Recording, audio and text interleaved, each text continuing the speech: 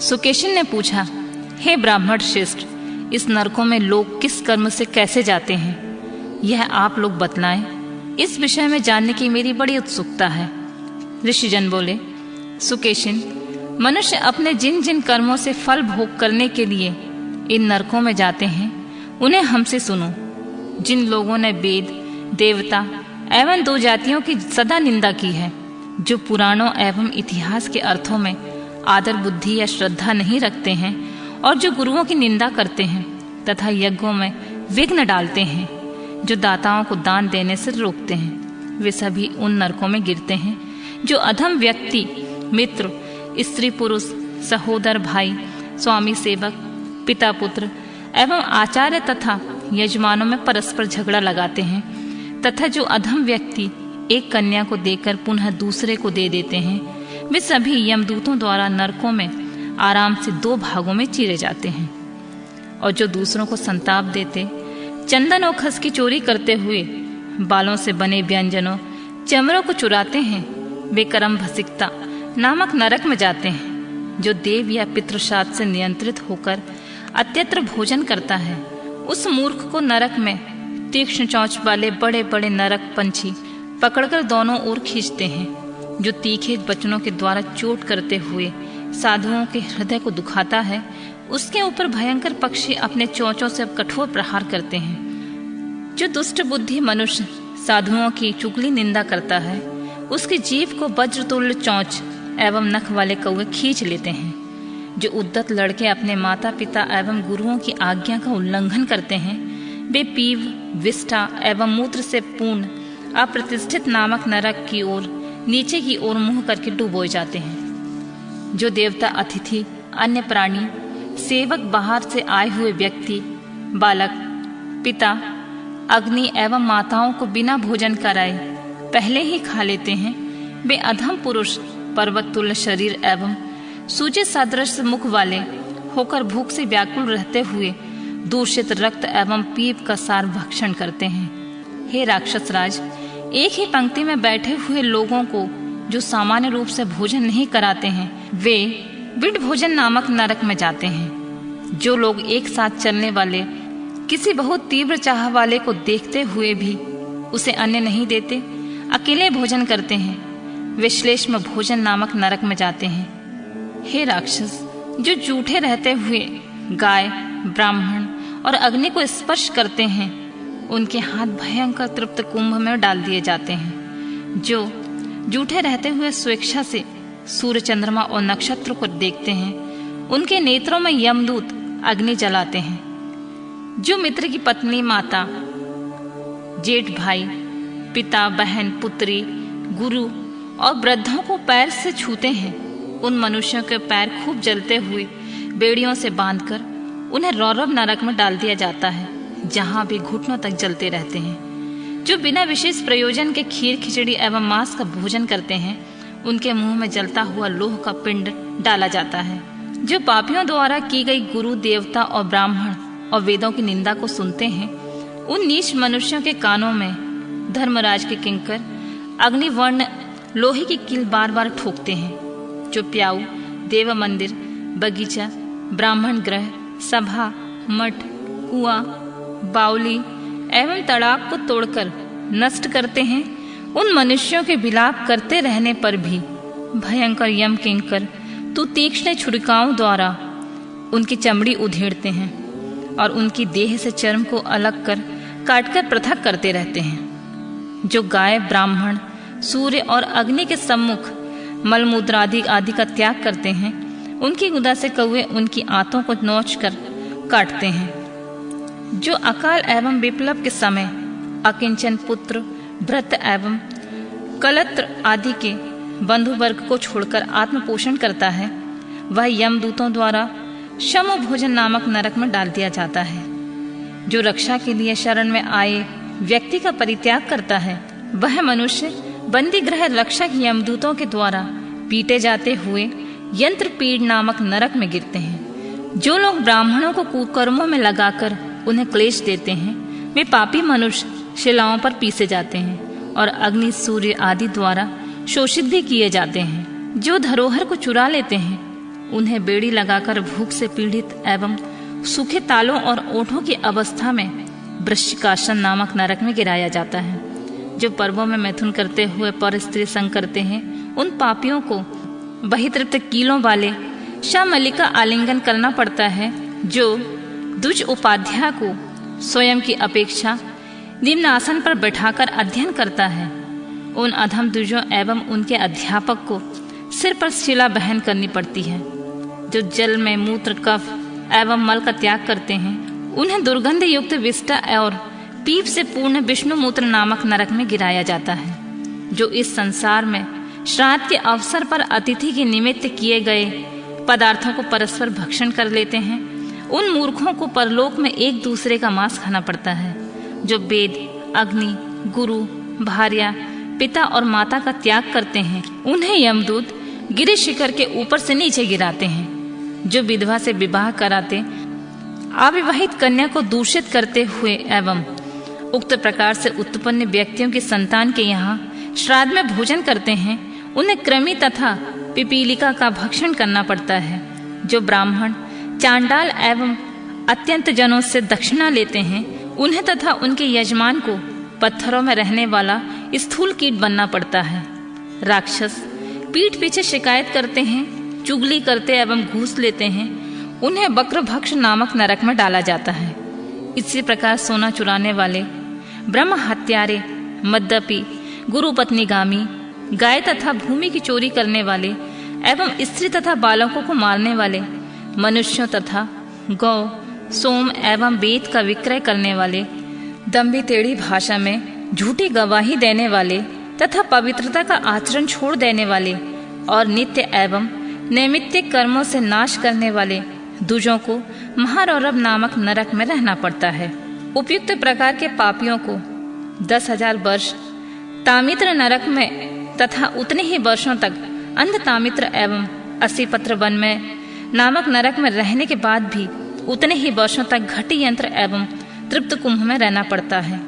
जिन भयंकर गौरव आदि नरकों में हमने तुमसे वर्णन किया है, वे सभी लोक निंदित कृतज्ञों को बारी बारी से प्राप्त होते रहते हैं। जैसे देवताओं में श्री विष्णु, पर्वतों में हिमालय, अस्त्रों में सुदर्शन, पक्षियों में गरुड़, महान सर्पों में अनंतनाग एवं भूतों में पृथ्वी श्रेष्ठ है।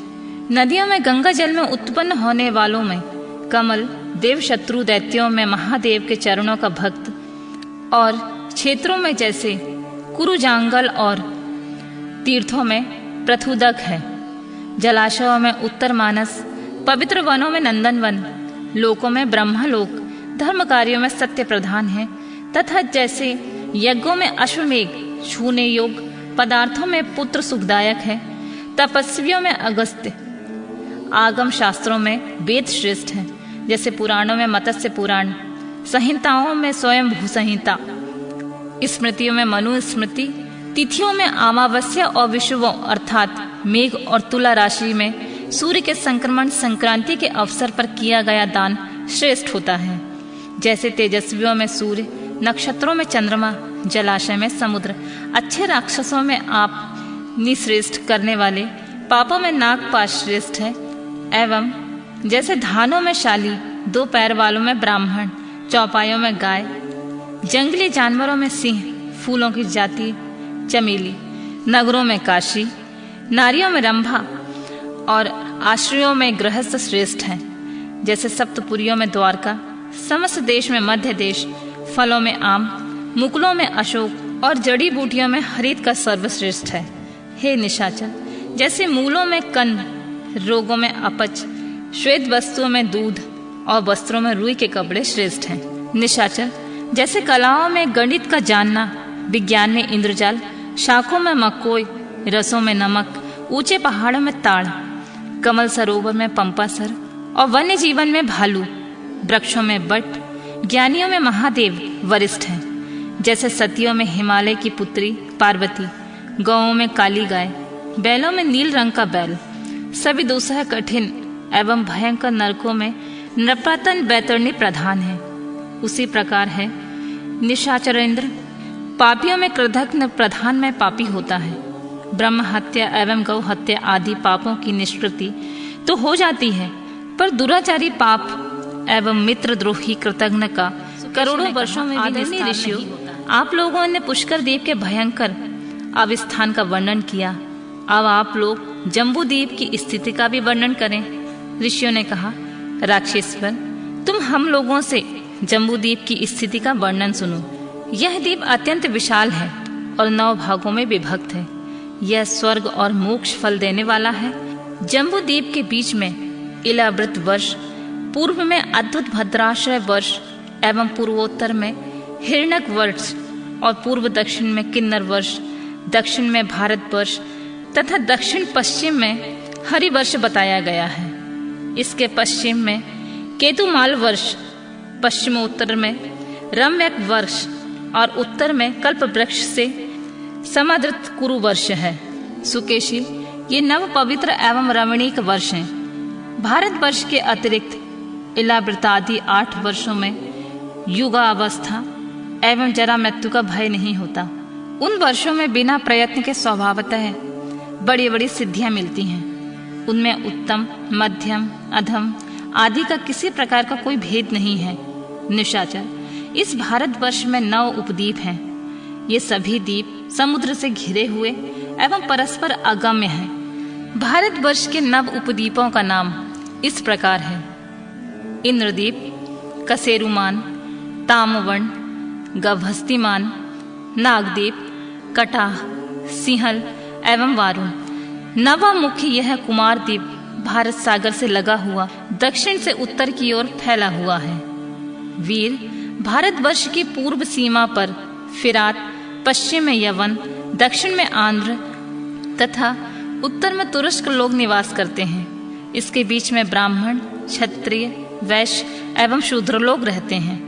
यज्ञ, युद्ध एवं वाणिज्य आदि कर्मों के द्वारा वे सदैव पवित्र हो गए हैं। उनका व्यवहार स्वर्ग और अपवर्ग की प्राप्ति एवं पाप और पुण्य इन्हीं कर्मों द्वारा होते हैं। इस वर्ष में महेंद्र, मलय, सहा, शुक्तिमान, ऋक्ष, विंध्य एवं परियात्र नाम के 7 मुख्य पर्वत हैं। इसमें से मध्य में अन्य लाखों पर्वत हैं जो अत्यंत विस्तृत, उतंग, रम्य एवं सुंदर शिखरों से सुशोभित हैं। यहाँ कोलाहल, बेभाज, मंदार, गीति, दुर्दर, बातम्य धम, वैद्युत, मैनाक, सरस, तुंगप्रस्थ, नागगिरी, गोवर्धन, उज्जयंत, पुष्पगिरी, आवुर्ध, रैवत, ऋषमुख, गोमंत, चित्रकूट, कृतमिस्तर, श्री पर्वत, कोंकण एवं अन्य सैकड़ों पर्वत भी विराज रहे हैं।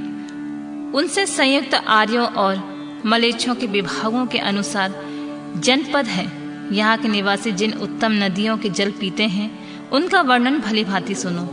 5 रूप की सरस्वती, यमुना, हिरणावती, सतलज, चंद्रिका, नीला, बिस्सता, ऐरावती, कुहू, मधुरा, देविका, अशीरा, धातकी, रसा, गोमती, धूतपापा, बाहुदा, दुष्दती, निशिरा, गड़की, चित्रा, कौशिकी, वसुंधरा, सरयू तथा लोहित्या, ये नदियां हिमालय की तलहटी से निकली हुई हैं। वेद स्मृति, वेदवती, व्रतधनी, सिंधु, पर्णाशा, नंदिनी, पाविनी, मही, पारा, चर्णवती, लूपी, विदिशा, वेणुमती, शिप्रा तथा अवंती, ये नदियां परियात्र पर्वत से निकली हुई हैं। महानद, शूण, नर्मदा, सुरसा, कृपा, मंदाकिनी, दर्शाना, चित्रकूटा, अपवाहिका, त्रिलोकपला, तमसा, करमोदा, पिशाचिका, पिल्लवश्रोणी, विपाशा, वज्रुलावती, सत्यसंतजा, शुक्तिमती, मुझिष्टा, कृतिमा, बसु और बालुवाहिनी, ये नदियां तथा दूसरे जो बालू को बहाने वाली हैं ऋक्ष पर्वत की तलहटी से निकली हुई हैं। शिवा, पैनगंगा, काली सिंध, तापी, निषधावती, वैणा, वैतरणी, सिनीबाहु, कुमुदत्ती, तोया, महागौरी, दुर्गंधा एवं वाशिला, ये पवित्र जल वाली कल्याणकारिणी नदियां विंध्या पर्वत से निकली हुई हैं। गोदावरी, भीमरथी, कृष्णा, वैणा, सरस्वती, तुंगभद्रा, सुप्रयोगा, ब्रह्मा, कावेरी, दुगोधा, नलनी, रेवा, बारिसेना तथा कलस्वना ये महानदियाँ सहा पर्वत के पाद से निकली हुई हैं। कृतमाला, ताम्रपर्णी, बजुला, उत्पलावती, सीनी तथा सुदामा ये नदियाँ शुक्तिमान पर्वत से निकली हुई हैं। ये सभी नदियाँ पवित्र, पापों को प्रशमन करने वाली, जगत की माताएं तथा सागर की पत्नियां हैं। राक्षस, इनके अतिरिक्त भारत में अन्य हजारों छोटी नदियां भी बहती हैं। इनमें से तो कुछ सदैव प्रवाहित होने वाली हैं। उत्तर एवं मध्य के देशों के निवासी इन पवित्र नदियों के जल को स्वेच्छापान करते हैं। मत्स्य, कुशट, कुणी, कुंडल, पंजाल, काशी, कौशल, ब्रक, शबर, कोविर, भृलिंग, शक एवं मशक जातियों के मनुष्य मध्य देश में रहते हैं। वाणिक, बाटधान, आभीर, कालतोयक, अपरांत, शूद्र, पहब, खेटक, गांधार, यवन, सिंधु, सोबीर, मद्रक, शातद्रव, ललित, पारावत, मूषक, माठर, उदकधार, कैकय, दशम, क्षत्रिय, प्रतिवैश्य एवं वैश्य एवं शूद्रों के कुल, काम्बोज, दरद, बर्बर, अंगलौकिक, चीन, तुषार, बहुधा, ब्राह्मत्तोदर, आत्रेय, भारद्वाज, प्रतिस्थल, दशरेक, लंपक, ताबक, राम, शुलिक, तगण, औरस, अलीभग्र, किरातों की जातियां, तामस, कृसमास, सुपार्श, पुंड्रक, कृतूल, कुहुक, उर्ण, तूणीपाद, कुक्कुट, माडव्य एवं मालवीय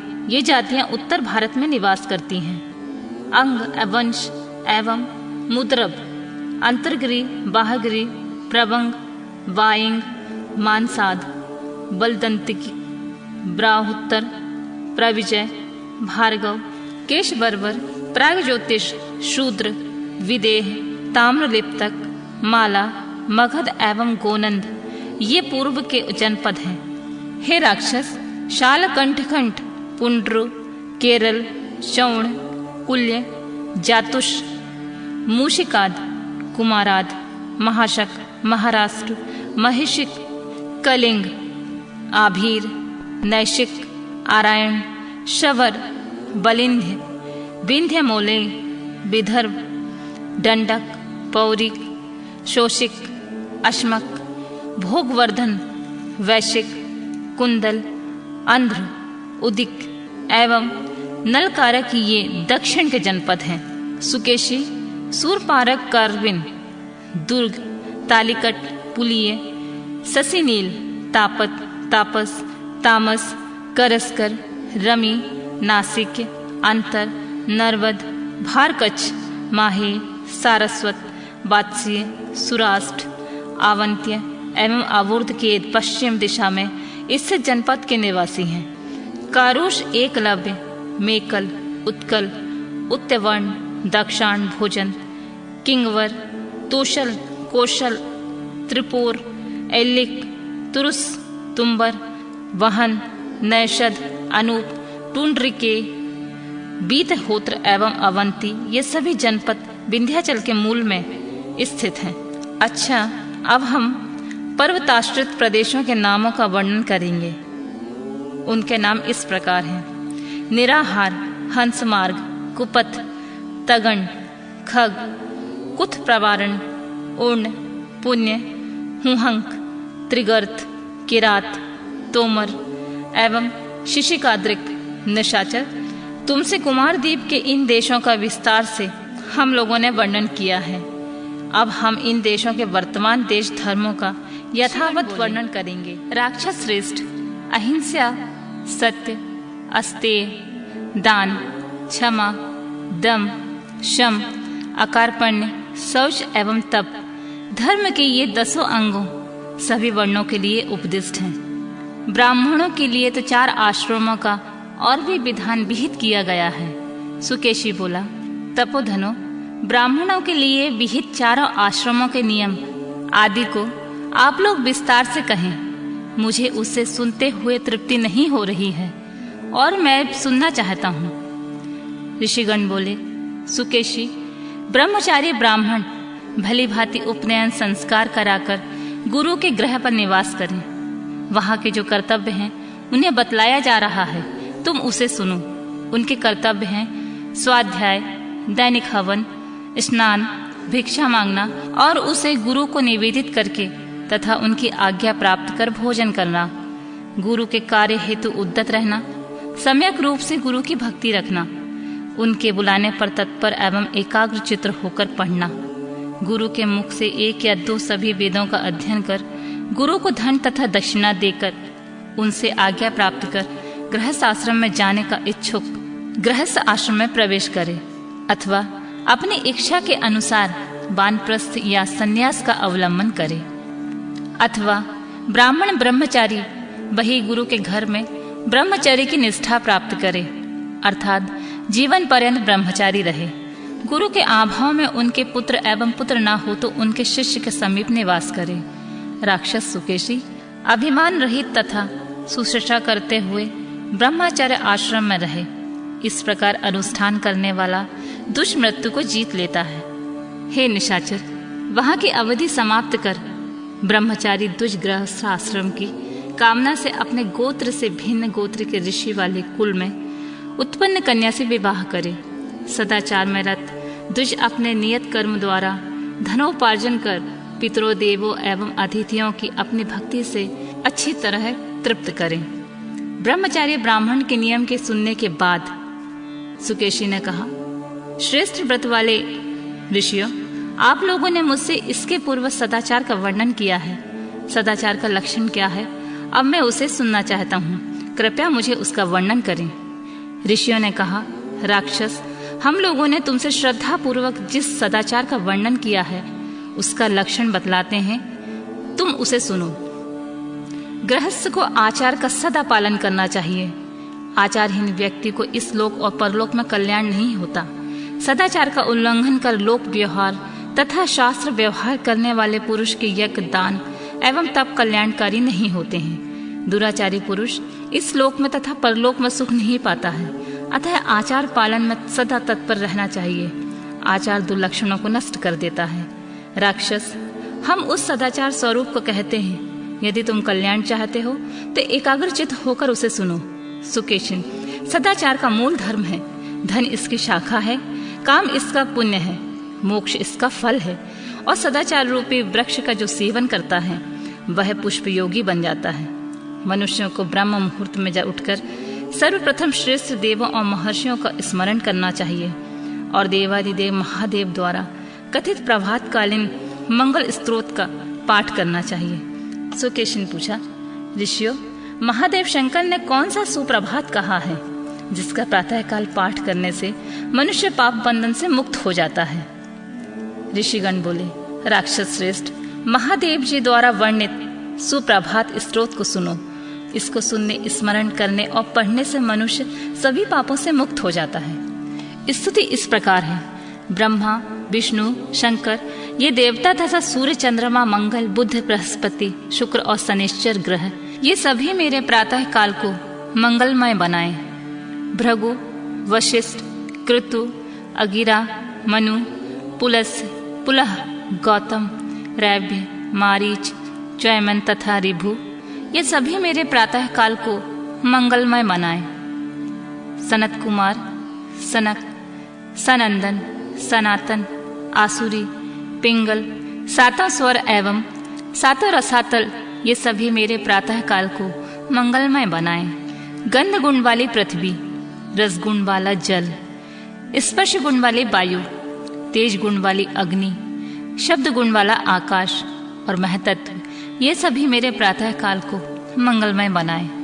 सातों समुद्र, सातों कुल पर्वत, सप्तर्षि, सातों श्रेष्ठ द्वीप एवं भू आदि सातों लोकों, ये सभी प्रभात काल को मुझे मंगल प्रदान करें। इस प्रकार प्रातः काल में परम पवित्र सुप्रभात स्तोत्र को भक्ति पूर्वक पढ़ें, स्मरण करें अथवा सुने। निष्पाप, ऐसा करने से भगवान की कृपा से निश्चित ही उनके दुःस्वप्न का नाश होता है तथा सुंदर प्रभात होता है। इसके बाद उठकर धर्म तथा अर्थ के विषय का चिंतन करें तथा शय्या त्याग करने के बाद हरि का नाम लेकर उत्सर्ग विधि करने के लिए जाएं। मल त्याग देवता, गौ, ब्राह्मण और अग्नि के मार्ग, राजपथ एवं चौराहे और गौशाले में तथा पूर्व अथवा पश्चिम दिशा की ओर मुख कर ना करें। मल त्याग के बाद फिर शुद्धि के लिए मिट्टी ग्रहण करें और मल द्वार में 3 बार, बाएं हाथ से 7 बार तथा दोनों ओर 10 बार एवं लिंग में 1 बार मिट्टी लगाएं। राक्षस सदाचार जानने वाले मनुष्य को जल से, भीतर से, चूहे के बिल से, दूसरे समझ से बनी हुई ग्रह की मिट्टी नहीं लेनी चाहिए। दीमक की बावी से शुद्धि के लिए मिट्टी नहीं लेनी चाहिए। विद्वान पुरुष पैर धोने के पश्चात उत्तर एवं पूर्व मुख बैठकर फैन रहित जल से पहले मुख को 2 बार धोए और फिर धोने के बाद आचमन करें। आचमन करने के बाद अपनी इंद्रियों तथा सिर को हाथ से स्पर्श कर क्रमशः केश संशोधन, दंत धावन एवं दर्पण दर्शन कर संध्यापासन करें। सिर से पैर तक स्नान अथवा अर्ध स्नान कर पितरों एवं देवताओं का जल से पूजन करने के पश्चात हवन एवं मांगलिक वस्तुओं का स्पर्श कर बाहर निकलना प्रशस्त होता है। दूर्वा, दधी, घृत, जलपूर्ण कलश, बछड़े के साथ गाय बैल, सुवर्ण मिट्टी, गोबर, स्वास्तिक चिन्ह, अक्षत, लाजा, मधु का स्पर्श करें और ब्राह्मण की कन्या एवं सूर्य बिंब का दर्शन करें तथा सुंदर श्वेत पुष्प, अग्नि, चंदन का दर्शन एवं पीपल के वृक्ष का स्पर्श करने के बाद अपने जाति धर्म का पालन करें।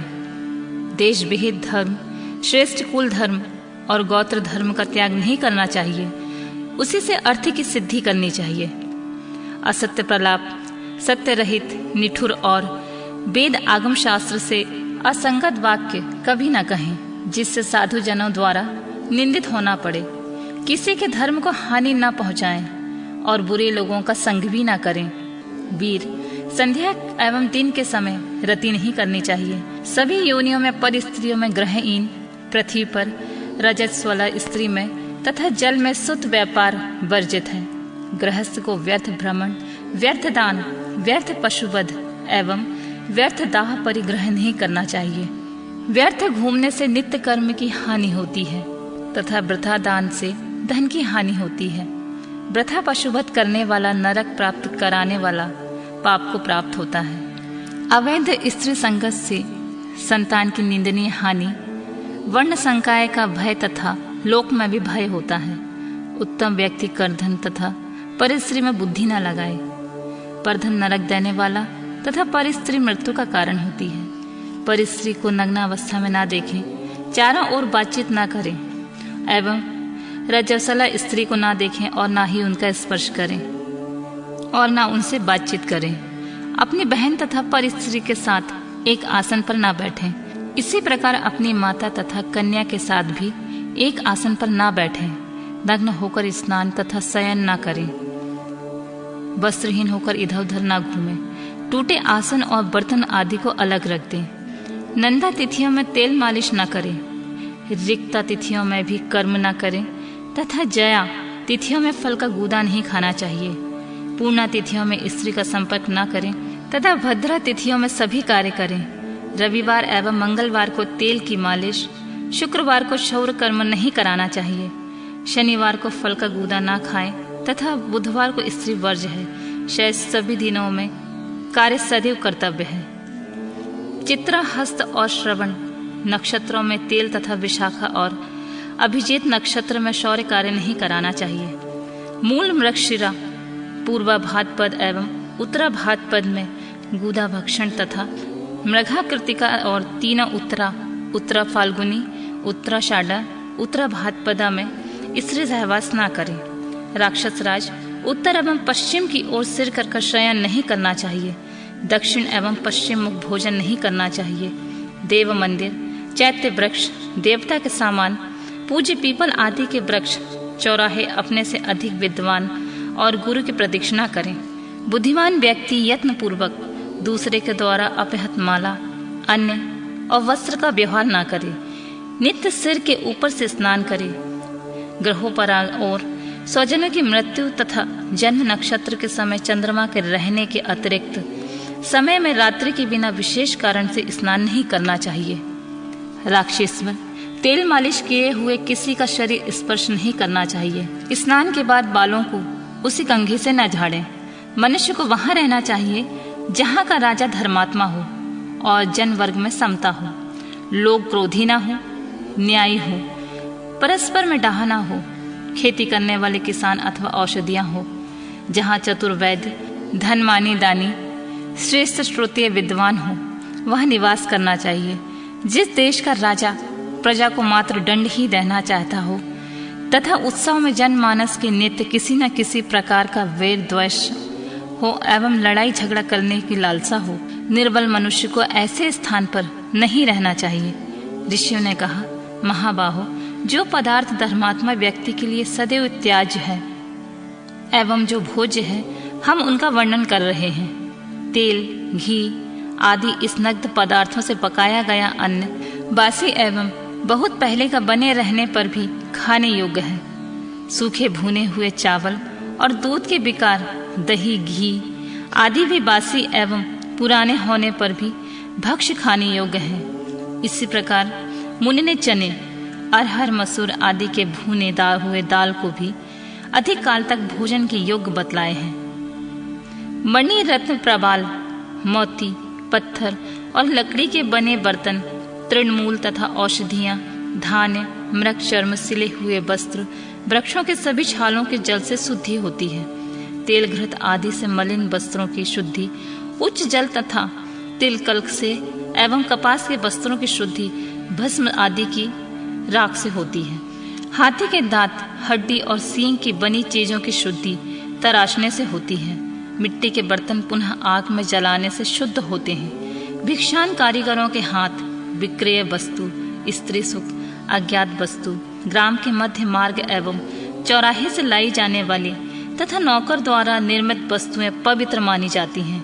वचन द्वारा प्रशंसित पुराना अनेकानेक जनों से होती हुई लाई जाने वाली छोटी वस्तुएं, बालकों एवं वृद्धों द्वारा किया गया कर्म एवं शिशु का मुख शुद्ध होता है। कर्मशाला, अंतःग्रह एवं अग्निशाला के दूध मुहे बच्चे को ली हुई स्त्रियां, संभाषण करते हुए विद्वान ब्राह्मणों के मुख से छीटे तथा उष्ण जल के बिंदु पवित्र होते हैं। पृथ्वी की शुद्धि खोदने, जलाने, झाड़ देने, गौओं के जलने, लीपने, खरोचने एवं सींचने से होती है। ग्रहों की शुद्धि झाड़ देने, जल के छिड़कने तथा पूजा आदि से होती है। केश कीट पड़े हुए और मक्खी के बैठ जाने पर, गाय के द्वारा सूंघे जाने पर अन्न की शुद्धि के लिए उस पर जल, भस्म, क्षार या मृतिका छिड़कनी चाहिए। ताम्र पात्र की शुद्धि खटाई से, जस्ते के शीशे के क्षार द्वारा, कांसे की वस्तुएं भस्म द्वारा, जल के द्वारा तथा तरल पदार्थ कुछ अंश को बहा देने से शुद्ध हो जाते हैं। अपवित्र वस्तुओं से मिले पदार्थ जल और मिट्टी से धोने की तथा दुर्गंध दूर कर देने से शुद्ध हो जाते हैं। अन्य पदार्थों की शुद्धि भी गंध से दूर करने से होती है। माता के स्तन को प्रस्नुत कराने में, वछड़ा वृक्ष के फल गिराने में, पक्षी बोझा ढोने में गधा और शिकार पकड़ने में कुत्ता शुद्ध है।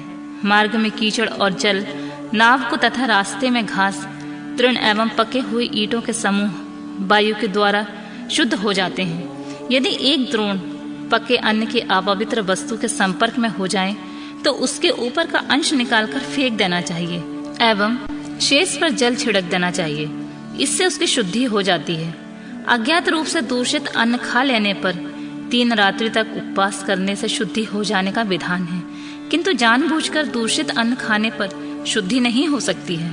मज्जा युक्त हड्डी को छू जाने पर वस्त्र सहित स्नान करना चाहिए, किंतु सूखी हड्डी का स्पर्श होने पर आचमन करने, गौ स्पर्श तथा सूर्य दर्शन करने मात्र से ही शुद्धि हो जाती है। विष्टा, रक्त, थूक एवं उपटन का उल्लंघन नहीं करना चाहिए। जूठे पदार्थ, विष्टा, मूत्र एवं पैर के धोने के जल को घर से बाहर फेंक देना चाहिए। दूसरे के द्वारा निर्मित बावली आदि में मिट्टी के 5 टुकड़ों के निकाले बिना स्नान नहीं करना चाहिए। देव निर्मित झीलों में ताल तलैयों और नदियों में स्नान करना चाहिए। बुद्धिमान पुरुष बाग बगीचों में असमय कभी न जाए। लोगों में द्वेष रखने वाले व्यक्ति तथा पति पुत्र से रहित स्त्री से वार्तालाप नहीं करना चाहिए। देवता, पितरों, भले शास्त्रों, पुराण, धर्मशास्त्र, रामायण आदि यज्ञ एवं वेदादि के निंदकों का स्पर्श और उनके साथ वार्तालाप करने पर मनुष्य अपवित्र हो जाता है। वह सूर्य दर्शन करने पर शुद्ध होता है। उसकी शुद्धि भगवान सूर्य के समक्ष उपस्थान करके अपने किए हुए स्पर्श और वार्तालाप कर्म के त्याग तथा पश्चाताप से होती है।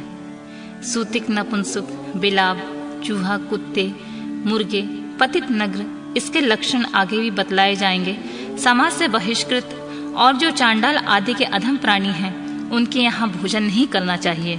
सुकेशी बोला, ऋषियों, आप लोगों ने जिन सूतिक आदि का अन्य अभक्ष कहा है, मैं उनके लक्षण विस्तार पूर्वक सुनना चाहता हूँ। ऋषियों ने कहा, सुकेशी, एक अन्य ब्राह्मण के साथ ब्राह्मणी के व्यधिचरित होने पर दोनों को ही सूतिक कहा जाता है। उन दोनों का अन्य निंदित है। उचित समय पर हवन, स्नान और दान न करने वाला तथा पितरों एवं देवताओं की पूजा से रहित व्यक्ति को यहाँ षड या नपुंसक कहा गया है। धम्म के लिए जप, तप और यज्ञ करने वाले तथा परलोकार्थ उद्योग न करने वाले व्यक्ति को यहाँ मजार एवं बिलाप कहा गया है। ऐश्वर्य रहते हुए भोग, दान एवं हवन न करने वाले को चूहा कहते हैं। उनका अन्न खाने पर मनुष्य कृच्छ व्रत करने से शुद्ध होता है। दूसरों का मर्म भेदन करते हुए बातचीत करने वाले तथा दूसरों के गुणों से द्वेष रखने वाले को श्रान या कुत्ता कहा गया है। सभा में आगत व्यक्तियों को जो सभ्य व्यक्ति पक्षपात करता है, उसे देवताओं ने कुरकुट अथवा मुर्गा कहा है। उसका भी अन्य निंदित है। विपत्ति काल के अतिरिक्त अन्य समय में अपना धर्म छोड़कर दूसरे का धर्म ग्रहण करने वालों को विद्वानों ने पतित कहा है। देव त्यागी, पितृ त्यागी, गुरु भक्ति से विमुख तथा गौ, ब्राह्मण एवं स्त्री की हत्या करने वाले को अपविद्ध कहा जाता है। जिनके कुल में वेद, शास्त्र एवं व्रत नहीं होते हैं, उन्हें सज्जन लोग नग्न कहते हैं। उनका अन्य निंदित है। आशा रखने वालों को न देने वाला, दाता को मना करने वाला तथा शरणागत का परित्याग करने वाला अधम मनुष्य चांडाल्य कहा जाता है। बांधवों, साधुओं एवं ब्राह्मणों से त्यागा गया तथा कुंड के यहाँ अन्न खाने वालों को चंद्रायण का व्रत करना चाहिए। नित्य एवं नैमित्तिक कार्य न करने वाले व्यक्ति का अन्न खाने पर मनुष्य 3 रात तक उपवास करने से शुद्ध होता है।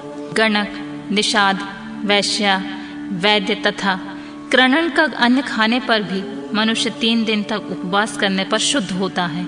घर में जन्म या मृत्यु होने पर नित्य कर्म रुक जाते हैं, किंतु नैमित्तिक कार्य कभी बंद नहीं करना चाहिए। भगवान भृगु ने कहा है कि पुत्र उत्पन्न होने पर पिता के लिए एवं मरण के समय सभी बांधवों के लिए वस्त्र के साथ स्नान करना चाहिए। ग्राम के बाहर शवदाह करना चाहिए। शवदाह करने के बाद सगोत्र लोग प्रेत के उद्देश्य से जल दान करें तथा पहले दिन या चौथे दिन अथवा तीसरे दिन अस्थि चयन करें। अस्थि चयन के बाद अंग स्पर्श का विधान है। शुद्ध होकर 14 पीढ़ी के अंतर्गत लोगों एवं 7 पीढ़ी के अंदर के लोगों को औदर्भ दैहिक क्रिया अर्थात मरने के बाद की जाने वाली विहित क्रिया करनी चाहिए। हे वीर, विष बंधन, शस्त्र जल, अग्नि एवं गिरने से मृत्यु होने पर तथा बालक, परिव्राजक, सन्यासी की एवं किसी व्यक्ति की दूर देश में मृत्यु होने पर तत्काल शुद्धि हो जाती है। वह शुद्धि भी 4 प्रकार की कही गई है। गर्भस्राव में भी शीघ्र ही शुद्धि होती है।